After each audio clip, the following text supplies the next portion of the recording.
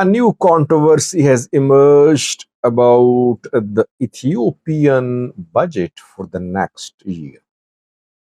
Details for you in this video. Secondly, is Israel going to attack Iran? All signs are there that a war in the Middle East is imminent. Thirdly, we have a new story about a warning from Ethiopian opposition political parties to the government to international community. Welcome to the channel. Thank you for watching.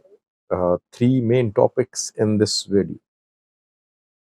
Let's start from the Middle East, viewers, where it seems that Israel is ready to attack Iran.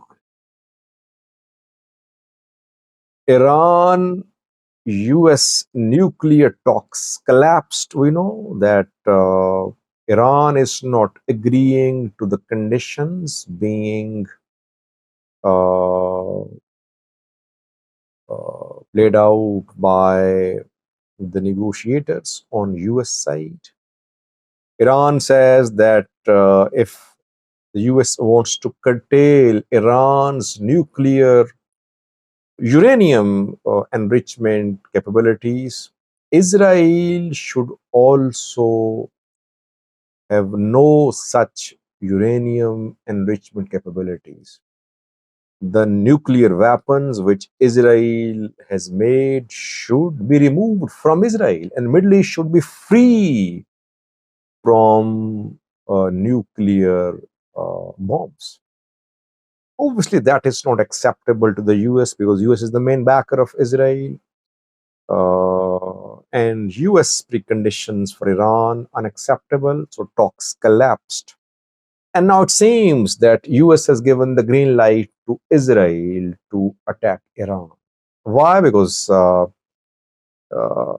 Israel, its allies, believe that Iran is weak now.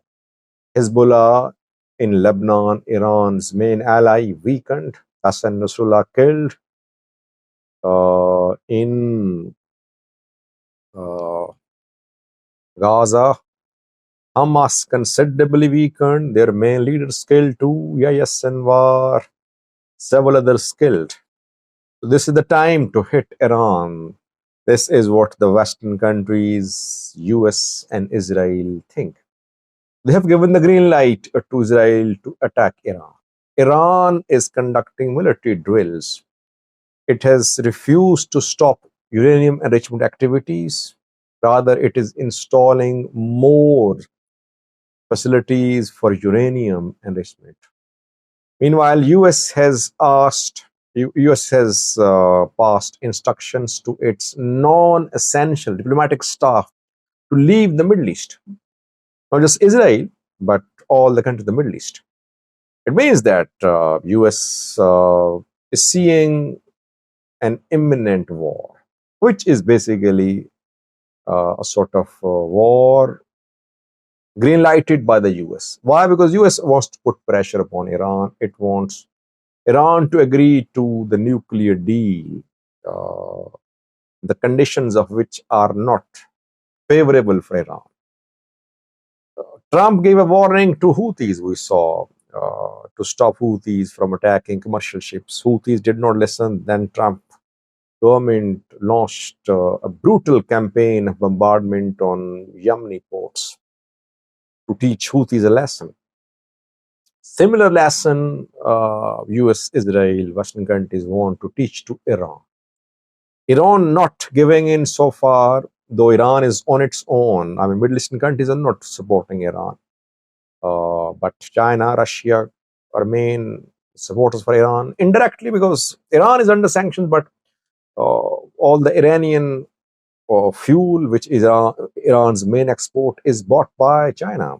I think 60-70% of Iranian oil is bought by China. So China, Russia helping Iran. Let's see. Coming hours crucial. We could see start of a war in the Middle East, it seems. We'll try to analyze the situation if war erupts, their capabilities, comparative capabilities, I don't think Israel will launch a ground invasion of Iran. It will launch airstrikes, missile strikes. Iran will do the same. It will launch missile strikes, airstrikes. Second news story is about Ethiopian budget for the new year, the next year. Controversy ongoing that Addis Ababa budget has been given to Oromia. Why? Because there's no mention of allocation of budget for Addis Ababa in this budget so far. Allocation by federal government. Federal government allocates money for regions. That is why groups, especially groups in Amhara, they have launched a campaign. They say that Addis Ababa budget has been given to Oromia. Did some work on it. I think it's not correct. Amhara to Oromia budget allocation by the federal government is 1:1.6. Amhara gets 1, Oromia gets 1.6. Last year, Oromia got 75 billion, where Amhara 47%. This year, in this budget, Oromia got 108 billion, Amhara 67 billion. So the ratio is the same. 1:1.6, no change. Some would argue that share of Oromia is more than its population, because on the basis of population, share is decided. Yes, that can be debated. But if you compare last year's allocation, this year's allocation, no change. Addis Ababa is earning a lot, by the way. It does not need federal government support. In fact, Addis Ababa is in a position to support other regions. That is why no allocation for Addis Ababa. Propaganda being spread that Addis Ababa budget has been given to Oromia, which is not correct, I think.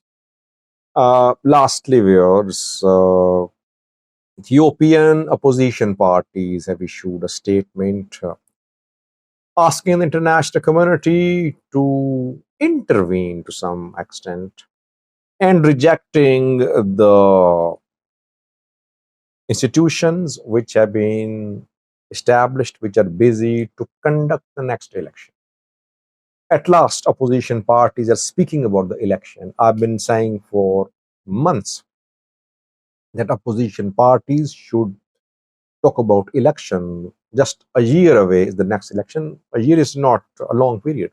In the US, you know how long before the actual voting day election campaign starts. But in Ethiopia, people sleeping, opposition parties sleeping, politicians sleeping, PP hoping to just sweep. Caucus of opposition parties is an alliance of 11 opposition political parties. Two main parties are in this alliance, OLF, OFC.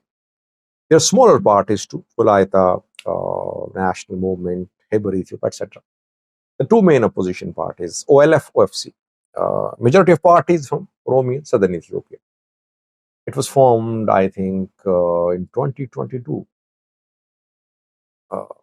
COP, Caucus Opposition Parties, has issued a statement questioning the National Election Board of Ethiopia and National Dialogue Commission, saying that free, fair, transparent election cannot be held in current situation, because these two main institutions, NEBE, Election Board, and Dialogue Commission, they're being controlled by the government. Appointments being made by the government. So these institutions are not free. They cannot hold free, transparent election. NEBE, National Dialogue Commission, was rejected by this opposition party's alliance when it was formed. The opposition parties say that international community, media, civil society, they should continue monitoring what is happening in Ethiopia. Prosperity Party wants to conduct another rigged election. It wants to steal the mandate of the people of Ethiopia.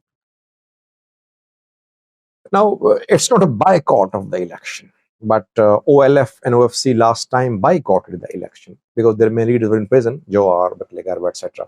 Abiy held election when main leaders were in prison. Jawar was in prison. TPLF was fighting a war. It was not eligible to contest election. ONLF boycotted too. So there was no one to challenge Abiy's Prosperity Party. This time things different. Opposition parties are not boycotting. They are only raising questions about the electoral process. Yes, this is what they should do, because they should demand transparent election. They should put pressure. They should adopt political means. This is their right. Thank you for watching.